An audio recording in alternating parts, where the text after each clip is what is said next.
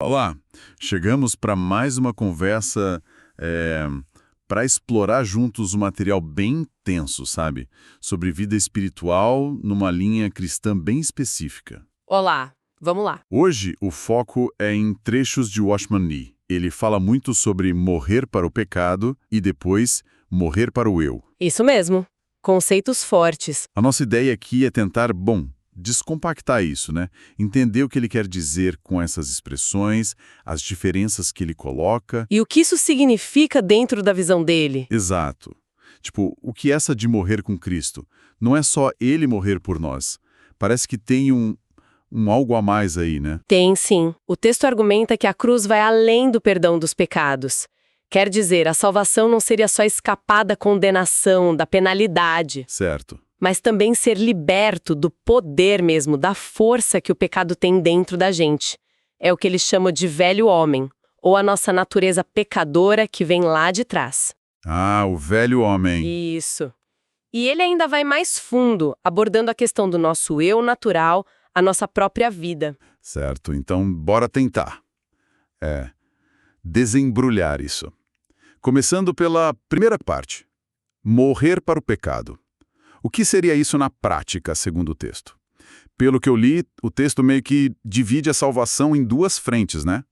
Uma é livrar da penalidade, do inferno, digamos, Correto. O perdão dos pecados cometidos. e a outra frente é livrar do poder do pecado, daquela força interna que puxa a gente para o erro. Como a cruz entra nessa segunda parte? Ótima pergunta.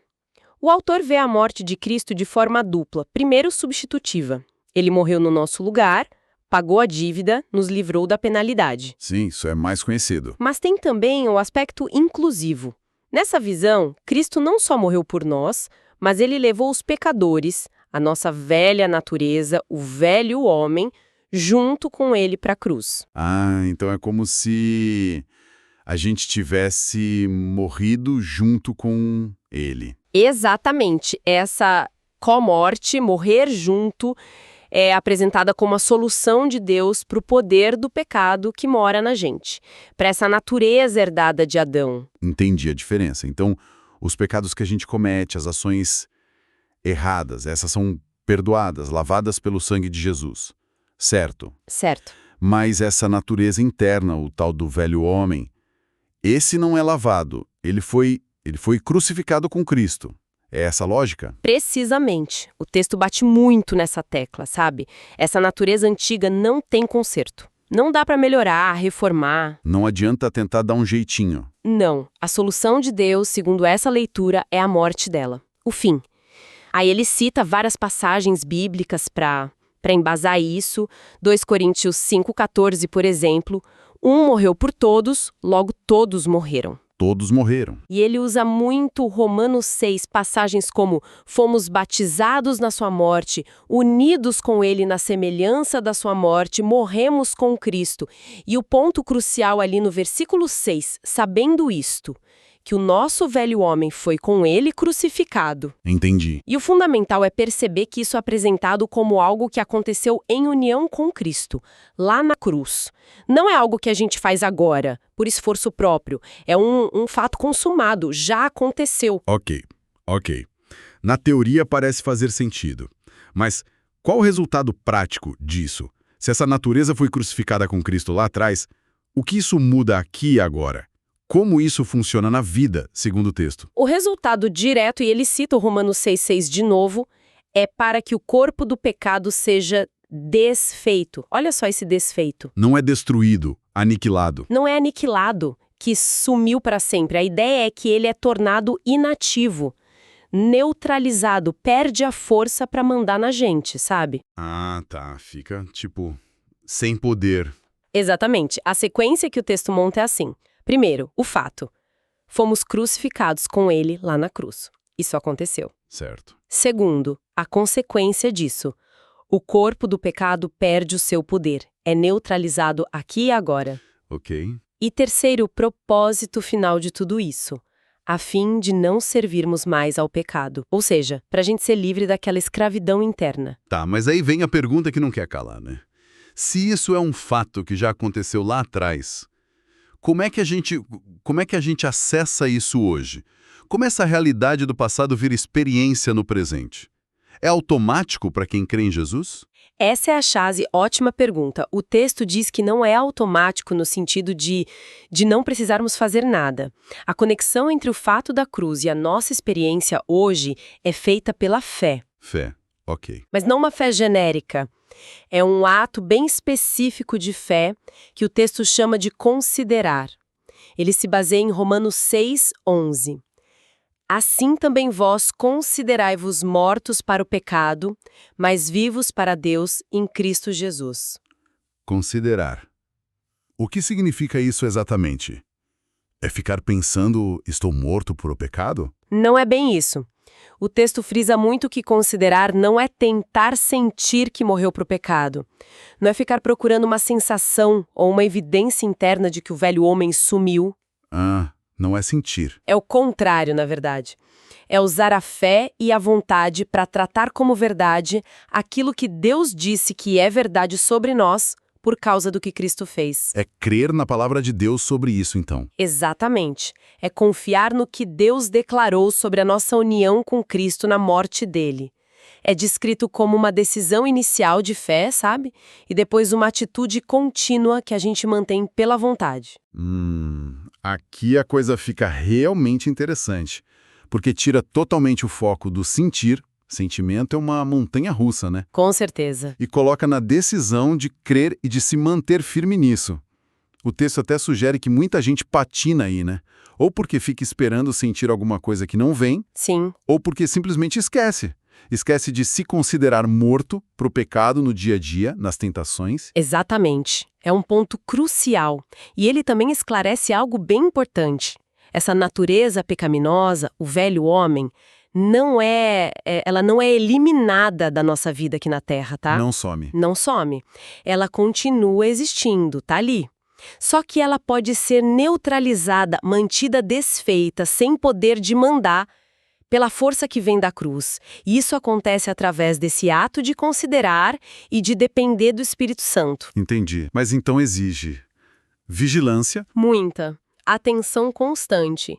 Se a pessoa baixar a guarda, esquece de se considerar morto para o pecado ou se descuida espiritualmente, aí o velho homem pode voltar a dar as caras e tentar assumir o controle de novo. Faz sentido. O texto até usa uma imagem forte, diz que a morte na cruz é dolorosa, demorada. Isso refletiria a natureza contínua e às vezes bem difícil dessa experiência de manter essa velha natureza subjugada, sabe? Nossa. E se a pessoa falhar?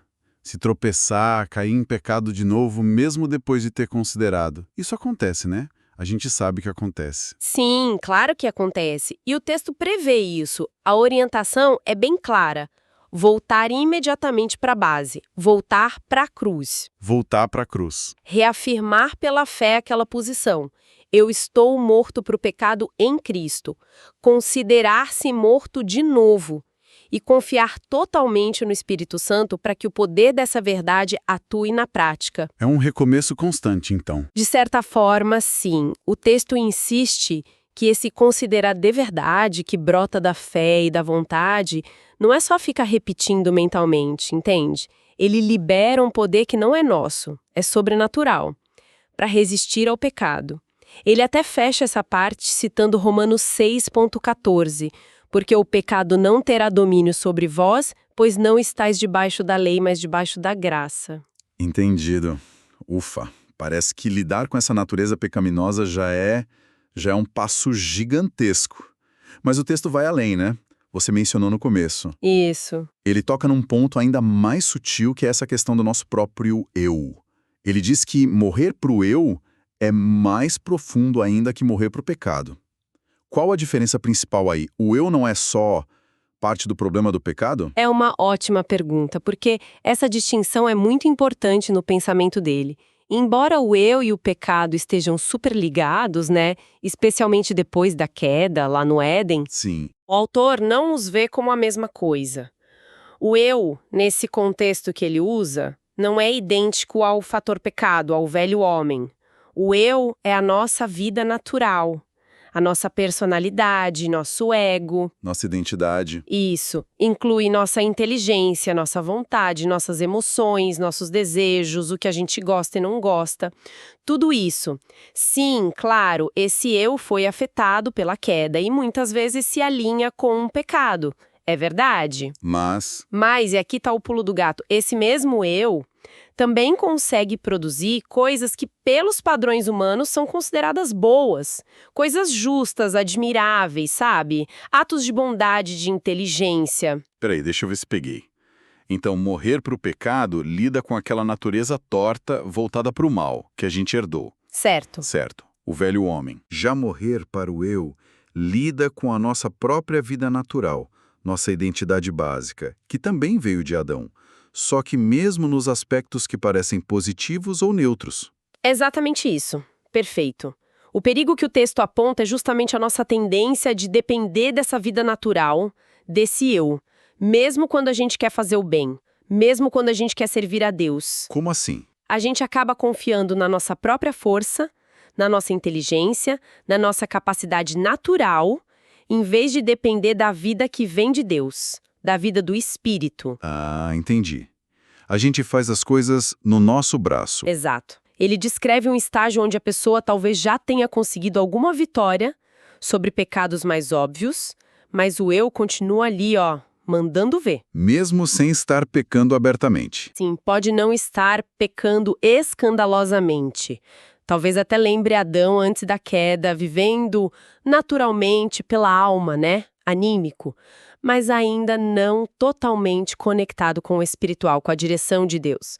O problema, segundo essa visão, é que esse eu, mesmo quando parece bom, pode acabar usando os dons de Deus, as oportunidades, Para quê? para se promover, para buscar a própria satisfação, o próprio reconhecimento, e não para a glória de Deus, entende?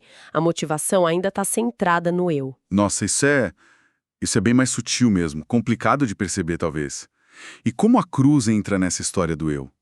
Como ela se aplica a essa vida natural, até nos seus aspectos bons? Aí o texto usa outra passagem fundamental, Gálatas 2:20, onde Paulo diz: estou crucificado com Cristo. Estou crucificado com Cristo. Aqui, o eu no grego original é ego mesmo, é que foi crucificado junto com Cristo.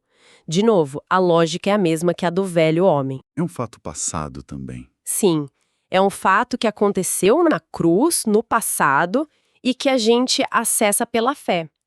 E, igualzinho ao caso do velho homem, não se trata de aniquilar o eu.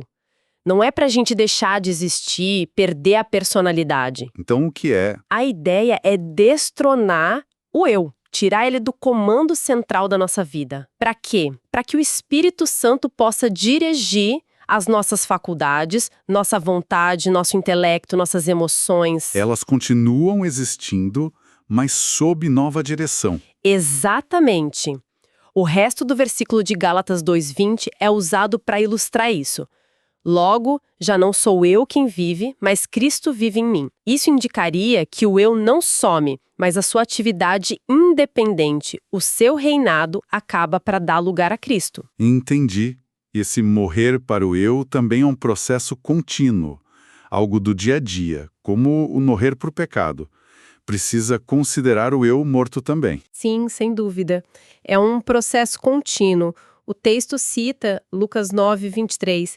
Se alguém quer vir após mim, negue-se a si mesmo, tome cada dia a sua cruz e siga-me. Cada dia.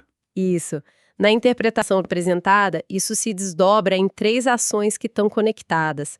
Primeiro, negar a si mesmo, que seria um ato diário ligado àquela fé inicial na nossa crucificação com Cristo, na morte do nosso eu independente. Ok, negar o eu. Segundo, tomar a cruz cada dia. O que isso significa? Vigiar constantemente para não deixar o eu tentar retomar o trono, sabe? É a manutenção daquela entrega. Manter a vigilância. E terceiro, seguir a Cristo, que é deixar ativamente que Ele guie, que Ele lidere a vida. Percebe como tudo volta para a cruz? A negação do eu e a tomada da cruz diária são baseadas no que aconteceu lá. Totalmente, faz sentido. A conexão. E uma coisa que chama a atenção no texto é a dificuldade que ele aponta. Parece que é mais fácil a gente querer se livrar das partes ruins do nosso eu, né? Nossos defeitos, egoísmos. Sim, geralmente a gente quer consertar o que está errado. Mas ele diz que o desafio maior é estar disposto a entregar para a cruz até as partes consideradas boas do eu. Nossas qualidades, talentos, boas intenções. Isso parece contraintuitivo. É mesmo. Ele usa o exemplo de Pedro negando Jesus. Pedro tinha a melhor das intenções, né? Senhor, estou pronto a ir contigo até para a prisão e para a morte. Super sincero, imagino. Provavelmente. Mas essa força, essa confiança, vinha do eu natural dele. E na hora H, falhou feio. O texto usa isso para mostrar como confiar nessas boas intenções que vêm do eu natural pode acabar mal. Entendi o ponto. O argumento é que, na perspectiva divina apresentada ali, qualquer justiça que venha do nosso eu, qualquer bem que a gente faça por conta própria, é visto como falho. Insuficiente. Ele cita Romanos 3:10, não há justo, nenhum sequer, e Romanos 10:3, falando do povo que tentava estabelecer a sua própria justiça e não se submetia à justiça de Deus. Então a conclusão é que... A conclusão é direita. Tanto o eu mal quanto o eu bom, no sentido de natural, precisam ser entregues à morte da cruz. A vida que vem só de nós não serve para Deus. Nossa, isso é forte. E tem aquela analogia do grão de trigo, né? Que cai na terra e morre, lá de João 12. Como ela ajuda a entender esse morrer para o eu? Essa analogia é super importante para explicar isso. Imagina um grão de trigo. Ele pode ser bonito por fora, ter uma casca boa, parecer perfeito. Sim. Ele representa a vida do eu, a vida natural da alma, que no grego é psique. Para esse grão dar muito fruto, que seria a vida espiritual genuína e os resultados que vêm dela, a vida de Cristo através de nós, ele precisa fazer o quê? Cair na terra e morrer. Exato, cair na terra e morrer. Essa morte, nesse sentido, é perder a sua importância central. Perder a sua beleza aparente como fonte de vida é deixar de depender das próprias capacidades, inteligência, emoção, vontade como centro. É um descentramento do eu. Perfeito. O texto conecta isso direto com João 12:25. Quem ama a sua vida da alma eu, perde-a, mas aquele que odeia a sua vida da alma eu neste mundo, preserva-a para a vida eterna espiritual. Odiar a própria vida parece pesado. Dela como fonte de vida e força. É parar de amá-la, de protegê-la como centro de tudo. É entregá-la à morte da cruz, considerá-la crucificada com Cristo. Entendi. É uma questão de prioridade e dependência. Isso. Essa entrega é o que permitiria que Cristo realmente preenchesse a pessoa, que ele vivesse através dela. Isso levaria a uma salvação completa, que inclui o domínio sobre o eu e não só o livramento do pecado. Então, resumindo essa parte, se o eu não desaparece, mas é destronado, o ponto-chave parece ser essa disposição contínua, né? De entregá-lo à cruz, de odiá-lo nesse sentido de não viver mais dependendo dele, é isso? Sim, a disposição é o X da questão. É fundamental. O texto até menciona que Deus pode usar as circunstâncias da vida, sabe?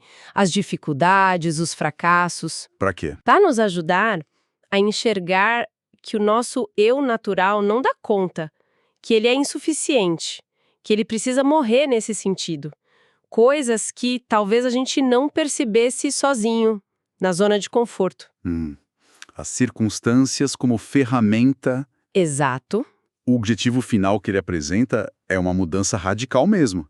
Sair de uma vida centrada no eu, onde tudo gira em torno de mim, para uma vida totalmente centrada em Cristo. É como se a oração de Jesus lá no Getsêmani. Não a minha vontade, mas a tua. Exatamente, não seja feita a minha vontade, mas a tua.